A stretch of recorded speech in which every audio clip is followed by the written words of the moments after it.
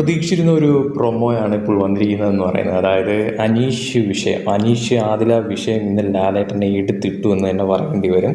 അതോടൊപ്പം തന്നെ ആദിലയ്ക്ക് ശരിക്കും കിട്ടിയെന്ന് പറയാം. അത് ലാലേട്ടനിൽ നിന്ന് മാത്രമല്ല, നൂറയിൽ നിന്ന് പോലും കിട്ടിയെന്ന് പറയാം. ആ പ്രോമോ കാണുമ്പോൾ തന്നെ ഞെട്ടിപ്പോകുന്ന പ്രോമോയാണ്. അതായത് ആദില അവിടെ കാണിച്ച കാര്യങ്ങൾ, അനീഷിനെ ആ ഒരു മുതുകത്ത് ഇടിച്ചതും വെസലേരിയിൽ വെച്ചുണ്ടായ ആ ഒരു തർക്കങ്ങളൊക്കെ തന്നെ എടുത്തു പറയുന്നു ലാലേട്ടൻ. അതോടൊപ്പം തന്നെ പെട്ടെന്നുണ്ടായ ആ ഒരു ഇതിലാണ് ഞാൻ ചെയ്തതെന്ന് ആദില പറയുമ്പോഴത്തേക്കും, അത് പെട്ടെന്നുണ്ടാവുന്ന ഒരു ഇതാണെങ്കിൽ അത് ആ സ്പോട്ടിലാണ് ചെയ്യാനുള്ളത്. അല്ലാതെ കുറച്ച് സമയം കഴിഞ്ഞ് കുറേ നേരം കഴിഞ്ഞിട്ടല്ല ആ ഒരു റിയാക്ഷൻ ഉണ്ടാവേണ്ടതെന്ന് ലാലേട്ടൻ എടുത്ത് ചോദിക്കുന്നു. അതിനുശേഷം അനീഷ് പറയുന്നു, അതിൽ തന്നെ അനീഷ് പറയുന്നുണ്ട്, വ്യക്തിവിരോധമുള്ള പോലെയൊക്കെ എനിക്ക് തോന്നുന്നുണ്ട് എന്നുള്ള തരത്തിൽ. അതുപോലെ തന്നെ ഷാനവാസ് പറയുന്നുണ്ട്, ഇവരുടെ ഈ കാര്യം ബോറടിച്ച് തുടങ്ങി എന്നുള്ള രീതിയിൽ ഷാനവാസ് പറയുന്നുണ്ട്, അങ്ങോട്ടും ഇങ്ങോട്ടുമുള്ള ആ ഒരു ഇത്.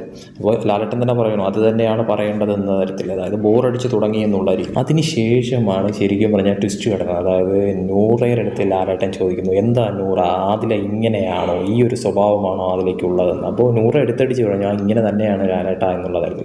എങ്ങനെ സഹിക്കുന്നു ലാലേട്ടൻ ചോദിക്കുന്നു അങ്ങോട്ട്. അപ്പം നൂറ പറയാൻ, എന്ത് ചെയ്യാനാ ലാലേട്ട, സഹിച്ചല്ലേ പറ്റൂ, പെട്ടുപോയില്ലേ എന്ന് നൂറ തിരിച്ച് മറുപടി പറയുന്നു. അപ്പം ലാലേട്ടൻ്റെ ഒരു നിൽപ്പുണ്ട് ആ ഒരു രീതിയിൽ.